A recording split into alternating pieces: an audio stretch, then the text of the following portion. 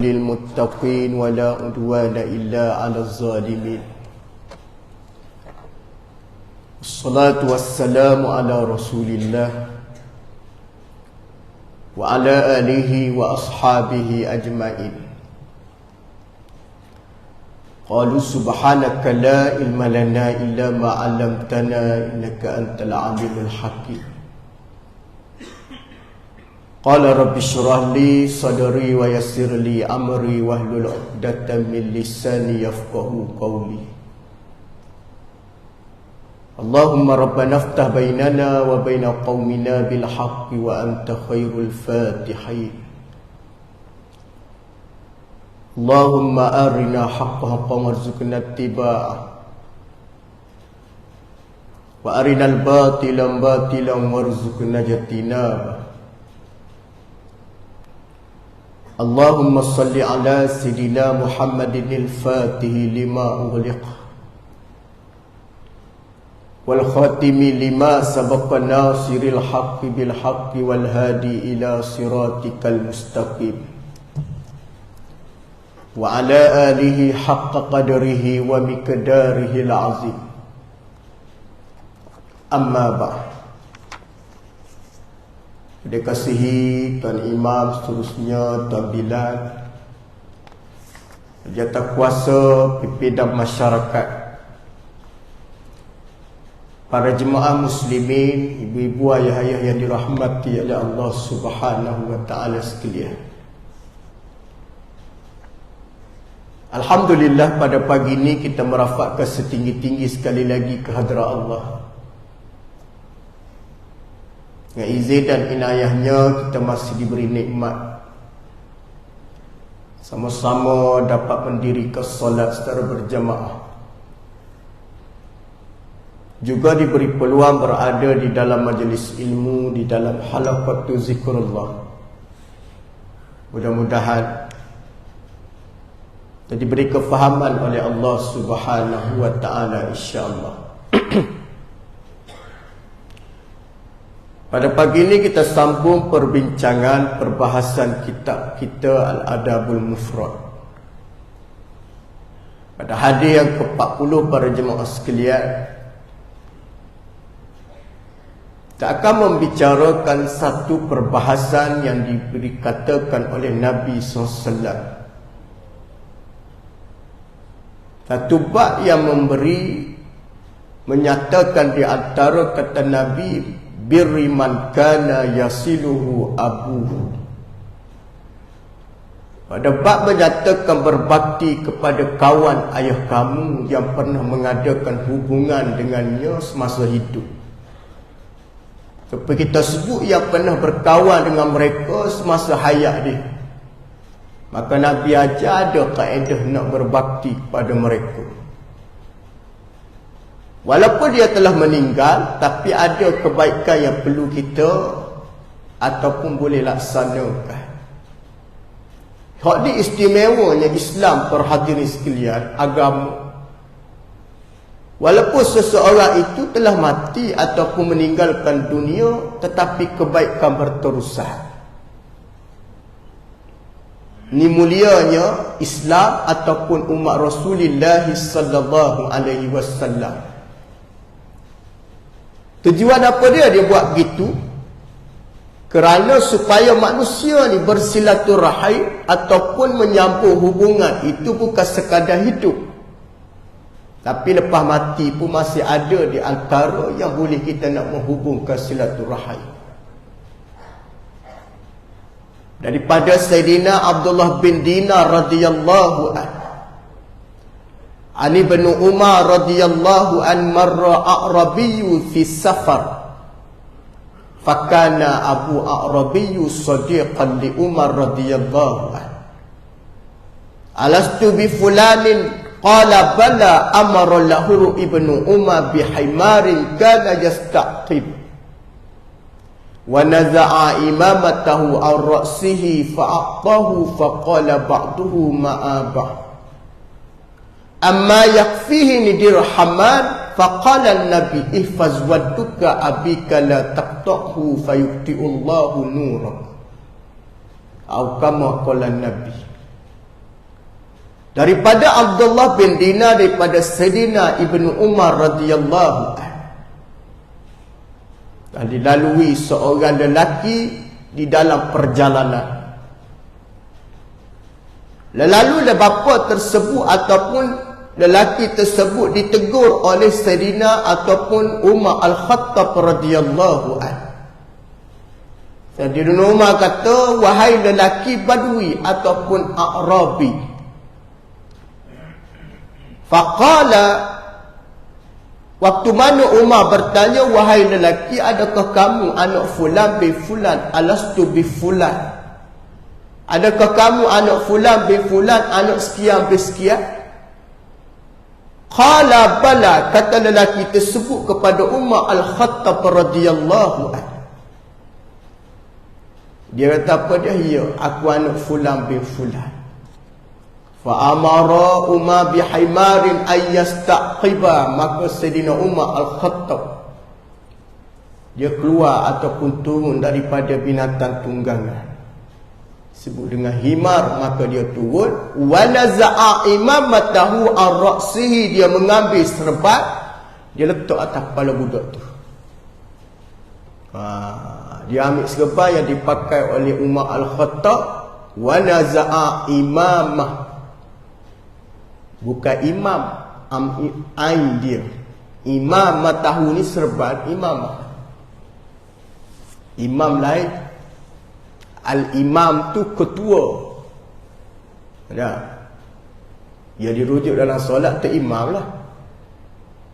Adalah hadis Nabi, al-imamul adil tu pemerintah, ketua yang adil dah. Dalam solat dia panggil imam. Imam dalam solat adil dah. Subuh 2 rakaat, Zuhur 4 rakaat, adil lah tu. Sebab meletakkan pada tempat betul dah. Selagi mana jemaah tak duduk dalam sah, dia tak akad takbir, adil lah tu. Selagi mana orang tak masuk semua, dia tidak mengakad takbir.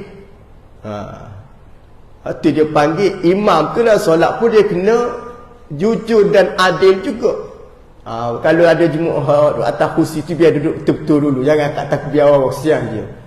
Pas ustaz pernah tengok terjatuh belebuk dia. Lalu dia nak takbir, orang duduk belakang pun tuan-tuan kena mengaji juga. Kalau tak mengaji, dia kita tarik kursi ayah depan, tuan-tuan jatuh, ya Allah. Tu kadang-kadang kita semayang depan orang yang duduk atas kursi. Apabila kaki kursi dia duduk pada tempat sujud kita, kita kena tolak kursi dia ke depan. Biar kaki kursi belakang dia duduk pada sah di belakang bersama dengan tumit kaki dalam sah dia juga. Kalau dia tolak duduk tempat sujud, kita nak sujud macam mana? Khabar-khabar ropong dahi tuan-tuan. Sujud kena atas kursi dia je lah. Kaki kursi dia belakang sudah melebihi hak sah. Jadi kaki orang yang duduk semayang atas kursi ni, sah dia ialah kaki kursi belakang, menyamai sah yang lain. Memanglah kaki dia akan duduk ke depan lah sikit, pasal dia nak dah. Kaki kursi dia belakang menyamai tumit kaki-kaki jemaah lain di belakang. Tapi kalau dia nak menyamai tumit kaki dia sama tumit kaki yang lain, dan menyebabkan kursi dia duduk di belakang, dan menyebabkan orang lain kena kursi waktu sujud, tak percaya, cuba buat lepas ni. Orang yang semayang atas kursi, tumit kaki dia nak sama dengan tumit kaki yang jemaah yang tak semayang atas kursi. Di manakah duduk kursi dia? Sudah pasti membelakangi di antara tumit belakang di kalangan jemaah yang duduk bersama dengan dia, dan menyebabkan orang belakang menjadi bangsa keadaan. Tiba-tiba orang nak tolak. Jadi kalau orang nak tolak, ada kaedah dia tolak sikit. Ke depan sikit, saya nak tolak kursi. Jangan tak bagi tahu dia, tuan-tuan. Dalam waktu nak akad orang mula-mula nak semayang tu, kalau boleh cari posisi yang tidak mengganggu orang. Bisa tengok banyak tempat, kadang-kadang terpaksa orang belakang, dia nak sujud tuan-tuan, dia hundur punggung dia. Hak belakang pun kena hundur. Jadi kalau tidak, duk main sujud kena punggung gitu. Itu kaedah dia. Dia ada dia punya kelonggaran lah. Orang semayang atas kursi ni ada kelonggaran dia. Jadi sah dia, tumit kaki dia tidak menyamai tumit kaki orang yang semayang dekat dalam biasa. Dia kena ke depan sikit lah, pasal dia tidak ada terlibat dengan rokok. Dia panggil sujud. Rokok dia ada, cuma sujud dia tak boleh normal kan, pasal dia tulang belakang dia tak boleh seperti mana biasa. Maka dia ada kaedah dia. Baik. Maka bagaimana yang diberi oleh Umar Al-Khattab tadi kepada lelaki tersebut, dia menyarung di antaranya imamatahu ar-ra'sihi, daripada kepala dia pakai dia letak. Dia panggil apa dia, tuan-tuan? Dia panggil sebagai satu, orang panggil nak memberi satu kemuliaan kepada budak tersebut, kerana mungkin Umar Al-Khattab ni merasakan ayah dia ni dulu pernah rapat hubungan dengan aku. Faqala ba'du ma'ahu amma yakfihi dirhaman. Para sahabat lain ni, tuan-tuan, apabila tengok tindakan Umar, dia kata memadai ke dengan nilai 2 dirham. Memadai dengan pemberian tu nilai 2 dirham. Kalau kita kata, cukup ke 2 riyal ni? Begitu. Takkanlah anak kawan bagi 2 ringgit, kalau kurang bagi 200, macam tu lah. Maka di situ apabila Umar Al-Khattab mendengar teguran di kalangan para sahabat, maka Sayyidina Umar Al-Khattab dia mengungkapkan ucapan yang Nabi pernah keluar. Rahimakumullah. Apa kata Nabi? Ihfaz waduka abika la taqta'hu fayuqti'u nurullahu fayuqti'u nurullah. Maka dia kata, Rasulullah pernah sebut, peliharalah akan kasih saya, yakni orang yang pernah berhubungan dengan kamu. Jangan engkau memutuskan, kerana Allah akan memadamkan cahaya keimanan, cahaya kasih saya. Apa makna dia? Nabi tak sebut dengan nilai barangan ataupun barangan jenis apa kamu kena bagi. Tak.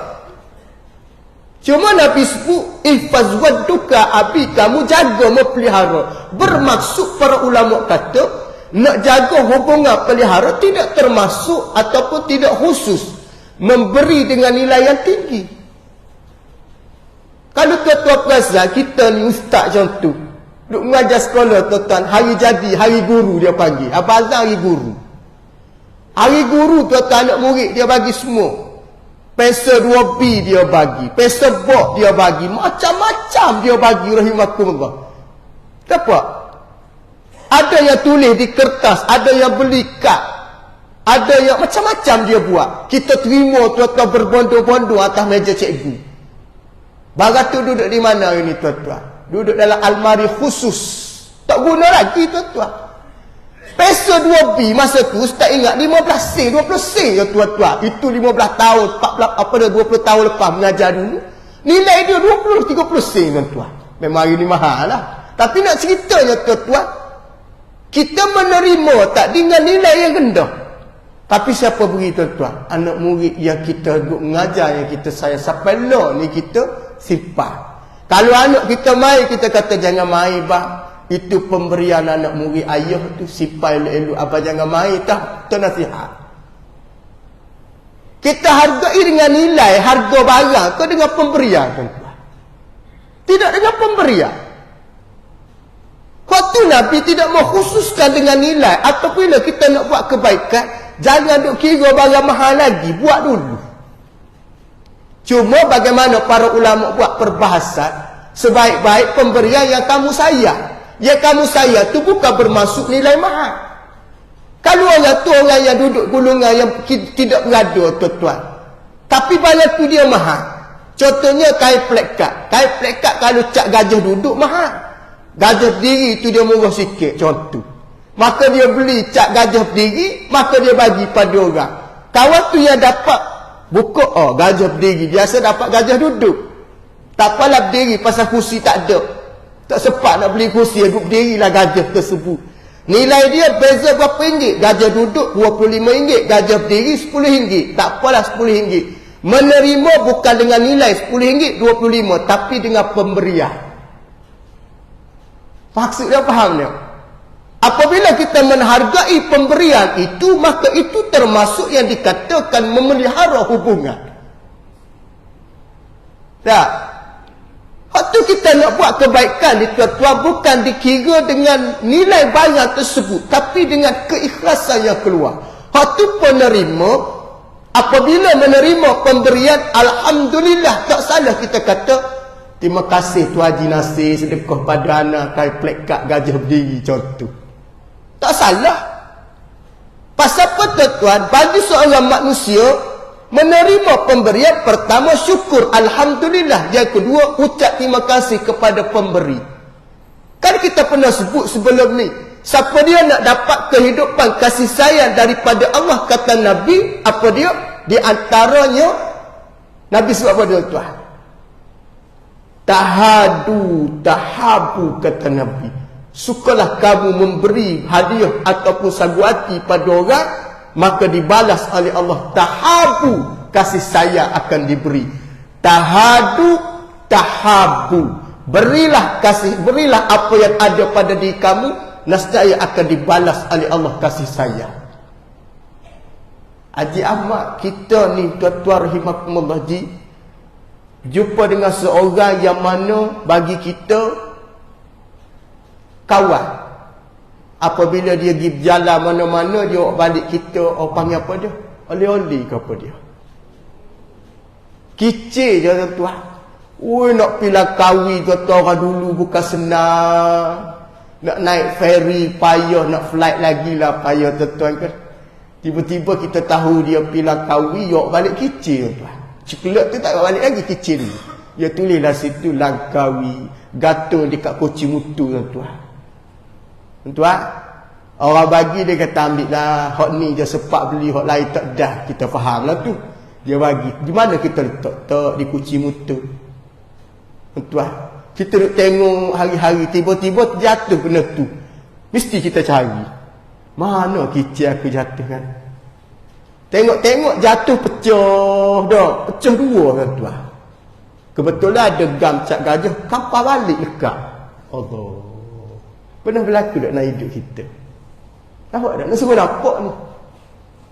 Kalau tengok kicir tu dalam Lazada, Shopee apa dah, tak mahal. Dia jual bandar tu tuan.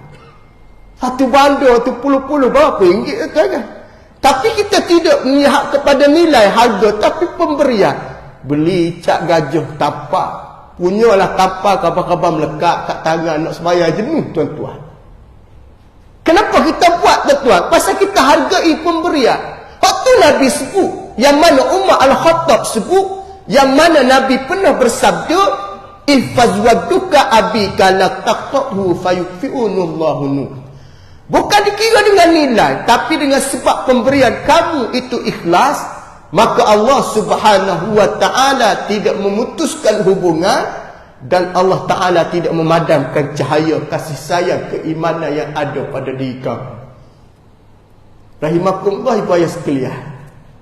Ini di antara disebut cara Nabi menegur atau mengajar sahabat. Ini Nabi SAW. Tu kalau ibu ayah sekalian ada masa, ada peluang, ada ruang, kita baca Quran hari-hari boleh dikatakan Alhamdulillah. Cuma terkadang sebilangan kita ada yang terlupa ataupun tak sempat nak buka tafsir. Tuan-tuan, orang mengaji Quran dapat pahala, pegang Quran dapat pahala, tengok Quran pun dapat pahala. Masya Allah, tabarakallah. Ini anugerah Allah luar biasa kepada umat dia, umat Nabi SAW, yang dianugerahi kitab Al-Quran luar biasa keistimewaan. Tengok dapat pahala, pegang dapat pahala, apatah lagi baca. Waktu kita nak pegang Quran dalam mazhab kita Syafi'i, kena ada wudu. La yamassuhu illal mutahharu, tak boleh kamu sentuh pegang melainkan bersih dengan berwudu. Nak ceritanya kemuliaan Al-Quran itu dijaga. Tapi alangkah moleknya, alangkah eloknya dan baiknya, jarang-jarang kalau boleh jangan jarang-jarang, senantiasa baca 10 ayat, tengok 5-6 ayat tafsir dia. Sepaling tidak kita tahu kisah dan kita nampak, oh ini Al-Quran. Bagaimana dalam kisah Allah Ta'ala sebut khusus. Kalau tuan-tuan mengaji Al-Quran, ada surah yang tuan-tuan dengar nama orang disebut khusus. Antaranya surah Luqman. Surah Luqman ni tuan-tuan khusus nama dia Luqman. Nama kita ada sebut dalam Al-Quran. Nama ustaz lagi lah tak sebut. Ada sebut nama kita dalam Al-Quran, tak ada sebut. Nak ceritanya ada seorang manusia yang bernama Luqman. Luqman ni tuan-tuan nama dia khusus dalam Al-Quran. Kita panggil surah Luqman. Sehingga kan Allah Subhanahu wa taala cerita di manusia bernama Luqman ni, hebat dia ni tuan-tuan. Luqman ni siapa? Luqman ni siapakah Luqman? Adakah Luqman Haji Luqman kita kenal tu? Tu bukan. Luqman ni tuan-tuan adalah umat ataupun yang dikatakan kaum yang hidup, manusia yang hidup di zaman Nabi Allah Daud alaihi salam. Kenapa Allah Ta'ala rakamkan Luqman dalam Al-Quran? Salah satu manusia bapa yang hidup di zaman Nabi Allah Daud, dia mempunyai kepintaran luar biasa. Ayo bijuk tuan-tuan. Di dalam Al-Quran Allah Ta'ala sebut surah Luqman ayat 12. Hak mana ada masuk, ada tulis-tulis surah Luqman ayat 12. Allah Ta'ala sebut secara jelas. Antaranya Allah Ta'ala sebut, walaqad ataina Luqmanal hikmah. Pendek je ayat dia. Ada lagi sambungan, tapi dia Ustaz ambil waktu je. Walaqad ataina Luqmanal hikmah. Tak? Tuan-tuan fahamlah makna dia tu, kata tengok dalam tafsir sebut, dan sesungguhnya kami telah memberi kepada Luqman hikmah. Apa makna dia? Kebijaksanaan, kata Allah. Aku beri pada Luqman ni, kata Allah, hikmah, kebijaksanaan. Tuan-tuan rahimakumullah, Allah Ta'ala sebut nama Luqman, Allah Ta'ala terus sebut di akhir pada nama Luqman tu dengan kalimah hikmah. Tak ada cerita, tak ada pergi ke lain. Tu hikmah, fokus kepada ayat tersebut nak memberitahu Luqman ni seorang bapa yang bijak. Begitu. Bijak dia kenapa rahimakumullah? Bijak dia tak ada kerana lain, kerana hidup dia ni nak memastikan anak dia ni supaya jadi manusia yang beriman pada Allah. Tu je matlamat utama dia. Kalau kita kata misi dia, kok mana-mana hala tuju dia nak suruh anak dia ni taat perintah Allah. Maka Allah Ta'ala guna ayat Luqman ni seorang bapa yang bijak. Tuan-tuan rahimakumullah. Secara lalu, Ustaz sebut sejarah dia panjang. Secara lalu, Luqmanul Hakim ni tuan-tuan, kalau tengok susuk tubuh badan, dia seorang yang kerdil. Kulitnya hitam.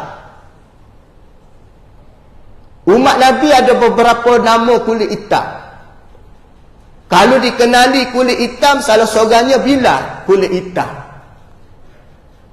Tapi ada lagi yang lebih hitam pada Sayyidina Bilal. Adik Anas bin Malik. Anas bin Malik ni dia ada adik-beradik.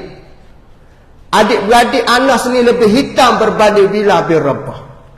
Cuma dia kurang dikenali, kurang disebut kepada hari ni pada kita. Pasal sebab orang duk nampak Bilal tu, pasal nama dia hari-hari sebut. Tok Bilal mana azan hari ni? Tok Bilal azan contoh. Weh, besar pahala orang azan ni, ya Allah. Tak. Maka bagaimana tuan-tuan adik-beradik Anas bin Malik ni hitam, bukan setakat hitam tapi belegah. Sungguh tuan-tuan. Kehitaman adik-beradik Anas ni bernama Barra bin Malik. Allah, hitam dia tu. Adalah hitam, kurus, kepi papan. Tapi dia syahid tuan-tuan. Mati syahid dalam peperangan. Taruhnya kata nak ketika melawan Musailamatul Kazzab. Mati syahid. Hitam dia tuan-tuan. Tapi nak cerita Luqman, ibu ayah sekalian, hitam. Waktu kalau kita ni dapat menantu hak kurang putih sikit, syukurlah. Kadang-kadang orang tanya, siapa dia Tuan Haji ni? Menantu anak. Selalu bunyi tuan. Orang patutnya kuat tu. Hijab apa? Hijab biasa je. Tahulah biasa hijab apa dia? Adalah hijab sikit-sikit. Takut. Walahal hijab jadi muazzin masjid. Ceritalah, oh, menantu saya jadi Tok Bilal. Bagusnya. Tok Bilal macam mana? Di Shah Alam tu ada masjid cantik. Di seksyen 7 Mawadah tu kan cantik aja mak kan. Cantik surau dia kan. Macam masjid dia. Cakap betul-betul. Kenapa malu? Bilal je. Jangan letak je belakang. Kerja apa dia? Bilal. Cukup. Je tu tuan-tuan masalah tak macam tak bersyukur kita. Tidak dia. Tak tahulah kenapa. Ambil sikap mana wallahu a'lam. Kalau boleh jangan je belakang. Jangan. Hijab agama hak benda molek ni ini je jangan. Sepatutnya kita bangga. Ada tak orang kerja dapat melatu doktor, profesor, kerja apa? Profesor je. Ada tak? Tak ada. Terus mati ayat, mati awah kata orang Kelantan. Mati awah tu. Hijab apa melatu Tuan Haji? Doktor, pakar. Ingat. Kalau boleh menatu kita ni sebagai orang agama, tak kira lah walaupun mengajar fardu ain sekalipun, kerja apa menatu Tuan Haji? Guru kafah. Bukan kafah tau. Kafah. Guru kafah. Alhamdulillah khidmat pada masyarakat. Tak tahulah ada orang malu kan. Tak boleh. Jangan segan malu. Pasal ni agama rahimakumullah. Kerja apa dia?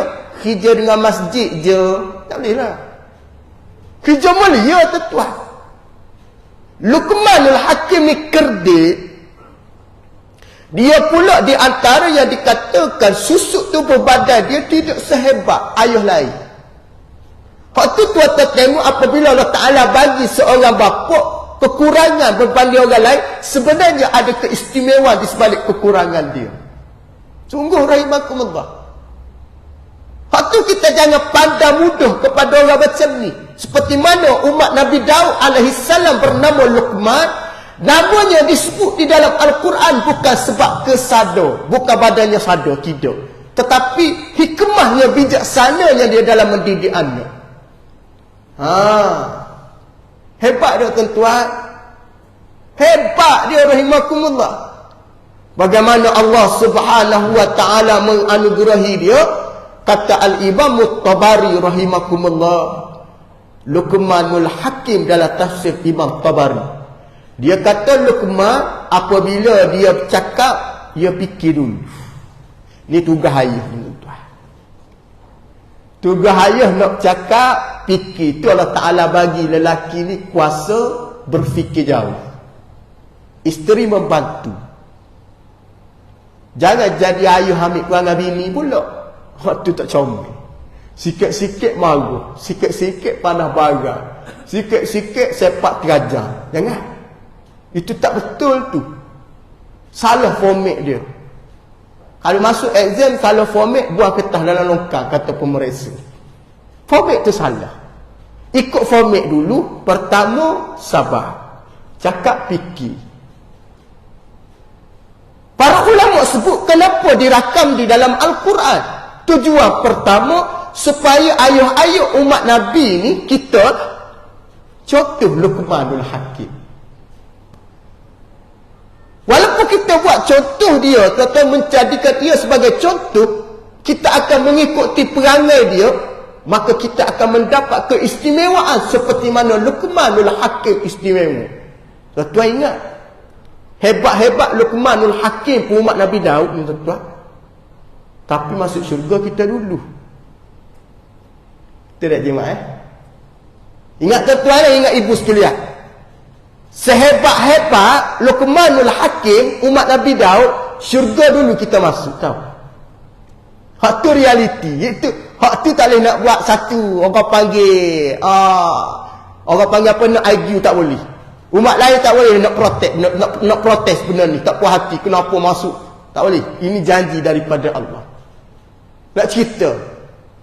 Bayangkan umat apa dia Luqmanul Hakim ni tuan, bagaimana kata Al-Imam At-Tabari, sebelum cakap dia berfikir. Kalau orang yang sebelum cakap boleh berfikir dengan waras, rasional tuan, insya-Allah keputusannya baik. Hak jadi berlaku hari ni tuan, cakap tak fikir lagi. Kalau cakap tak fikir tuan, menatijahkan apa tuan? Menatijahkan keburukan akan berlaku. Dengan sebab mulut pada binasa. Ya. Kena hati-hati. Yang kedua, kata Imam Tabari, setiap perkataan ataupun keluar di bibir mulut dia ialah benda yang senantiasa motivasi pada orang dengar. Hak tu kalau kita tengok ada orang-orang tua kita dulu, kalau cakap syarat dengan pesanan. Tu tuan-tuan, masa orang tua bercakap perhati betul-betul, jangan duk main handphone. Terutama ayah kita. Ustaz tengok hari ni anak-anak kurang dah benda tu. Tari ayah cakap, tari itulah dia duk balas WhatsApp. Tuan-tuan akan dahaga nasihat bila tu. Masa dia tak ada. Tuan-tuan nak cari siapa? Ustaz boleh lah, tapi tidak sepower ayah kita. Betul je tak? Ayah kita power tuan. Lebih power daripada pakar motivasi waktu tuan duk tengok dalam TV tu. Tak, cuma ayah kita tak ada sepaket je, tak ada oksigen je tuan-tuan. Tak ada CJ, tak ada pengesahan. Tapi cara dia mentadbiah anak, menasihati anak tuan-tuan lebih pada pakar motivasi. Sebab pakar motivasi bukan asal keturunan kita, bukan darah daging kita. Tapi ayah kita darah daging kita, dia cakap sepatutnya tuan-tuan menusuk ke dalam qalbu, kata orang, dalam hati. Tuan-tuan, power betul. Duduk saja-saja lepas wayang subuh cuba termenung sikit. 30-40 tahun lepas yang aku pesan, nak berkat hidup, murah rezeki, jaga waktu subuh. Kita pun duk amal waktu subuh, tengok menego makin lama makin naik, makin lama makin naik. Umur kita panjang, rezeki kita murah, kesihatan balik. Betul lah yang aku cakap dulu. Baik, kalau orang yang tidak ambil pengajaran ibrah, subuh pukul 8, isyak tahu ke mana, 5 waktu, kadang-kadang buat, kadang-kadang tinggal. Tiba-tiba susah jatuh, ditipu tangan, main fikir, pasal apa yang aku sihat-sihat dulu. Jagalah solat. Ingat balik, patutlah aku susah, semaya aku tak jaga, betul tak? Tuan, pasal siapa dia nasihat tu? Darah daging kita. Hak tu penting. Al-Imam At-Tabari sebut bagaimana Luqman bercakap lahir daripada ketelusan hati, ikhlas. Hak tu ayah ni tuan-tuan. Nak suruh biar anak ni ada kesan pertama, ikhlas kerana Allah. Ya Allah, aku nasihat anak aku ni lillahi ta'ala. Bukan kerana lain, bukan. Kerana Allah. Pasal apa kerana Allah? Kerana daripada Allah kepada Allah. Betul tak? Oh, kita nak sebut inna lillah wa inna ilaihi raji'un. Kita daripada Allah dan kepada Allah. Anak kita daripada Allah. Memang dari segi zahir hasil daripada pernikahan, perkahwinan, dapat zuriat, tapi sebenarnya daripada Allah. Wa inna ilaihi raji'un, kepada Allah kita kembali. Yang mana di asbab zahir je kita dah sihat, tetapi yang mengetuk hati anak kita Allah. Ni hebat Luqmanul Hakim. Tuan, ada orang umat akhir zaman ni, tuan-tuan, ayah ni dia baca surah Luqman, dia ikut perangai sebiji, Allah Ta'ala bagi kejayaan pada hidup anak-anak dia.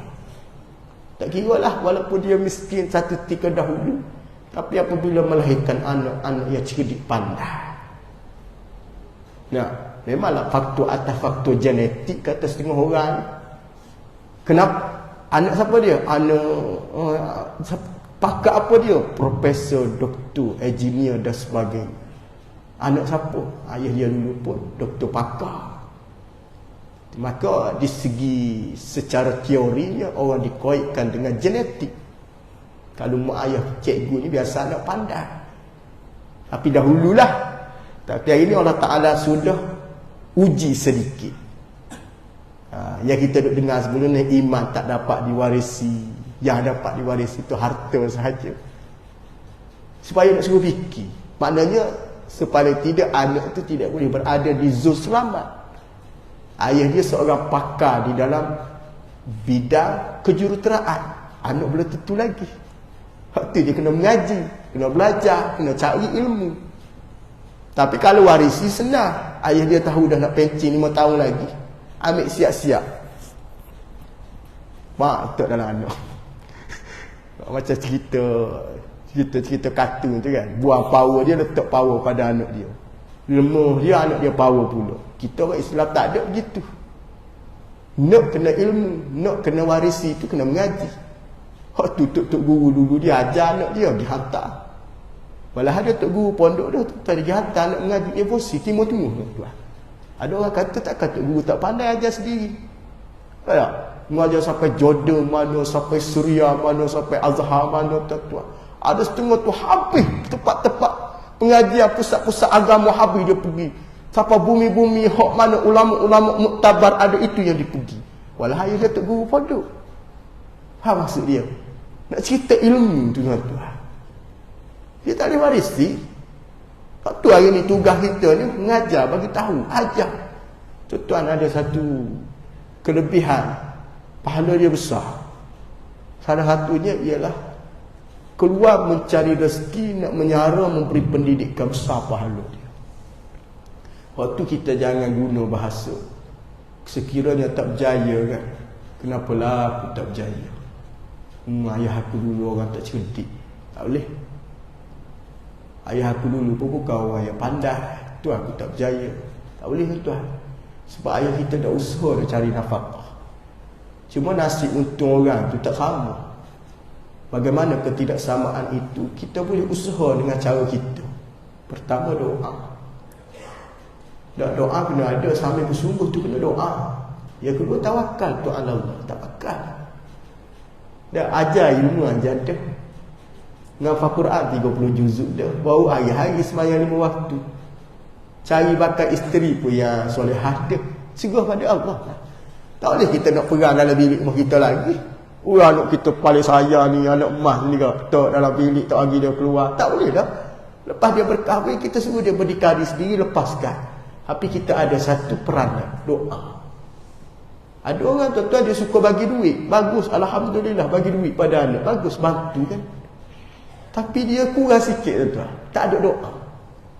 Ustaz saya bantu anak saya, kadang-kadang bagi 1,000 habis, 500 habis, 2,000 habis. Pernah bagi pinjam, pernah bagi kat dia kunci kereta, dengan kereta tak ada tuan-tuan. Kenapa masalah dia? Masalah dia satu je. Apa dia tuan-tuan? Tidak senangi dengan doa. Ya, Ustaz kena doa. Sebab doa tu senjata yang paling kuat. Kalau bagi barang tak bagi doa, masalah.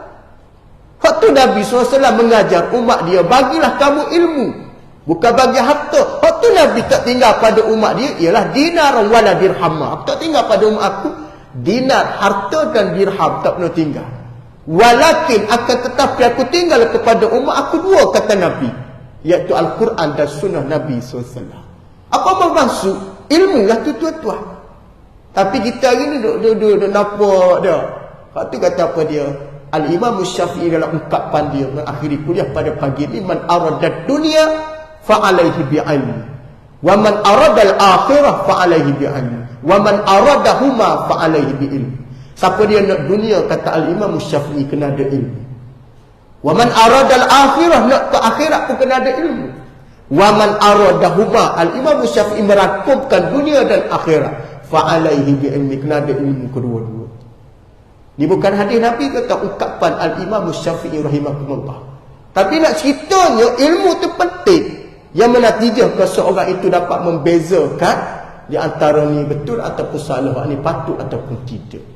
Ini yang berlaku kepada para sahabat yang telah ditarbiyah oleh Nabi. Apabila Umar Al-Khattab menceritakan apa yang Nabi sebut, sahabat tidak ada sikap tak puas hati.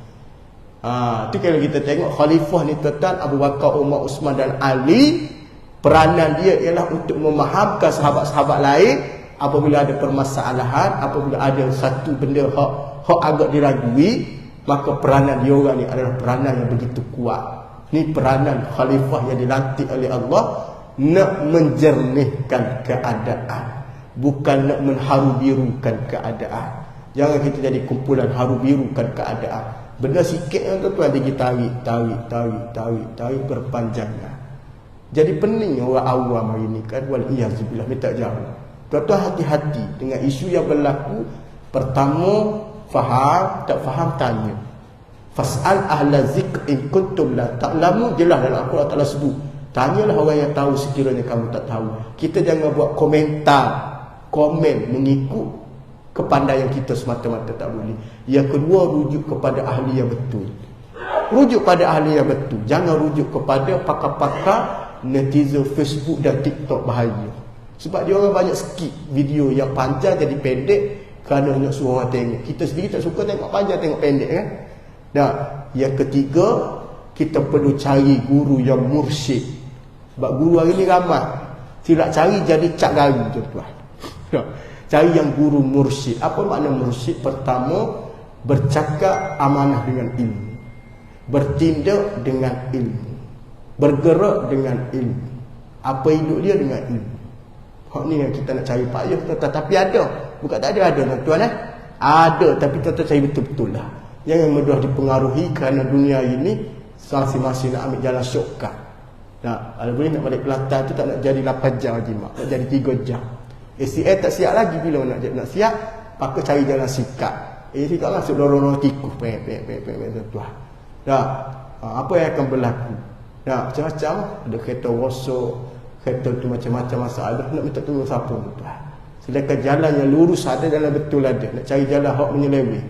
Apa akan berlaku tuan? Fadallu wa adallu. Dia sesat dan cubanya menyesatkan orang lain. Waktu kita paling takut, mudah-mudahan kita diberi oleh Allah kefahaman insya-Allah. Wallahu alam, cukup sekadar tu. Kita jumpa tahun depan insya-Allah. Hanya mau jumpa tahun depan insya-Allah ya. Auzubillahi minasyaitonirrajim. Bismillahirrahmanirrahim. Allahumma faqih fid din wa 'allimhu ta'wil. Allahumma ihdinas siratal mustaqim wa nabiyyina siddiqina wa syuhada'i was salihin. Hasuna ulaika rafiqa ya arhamar rahimin. Allahumma ya muqallibal qulubi tsabbit qulubana 'ala dinik wa 'ala ta'atik. Rabbana atina fid dunya hasanah wa fil akhirati hasanah wa qina azabannar. Alhamdulillahirabbil alamin. Assalamualaikum warahmatullahi wabarakatuh.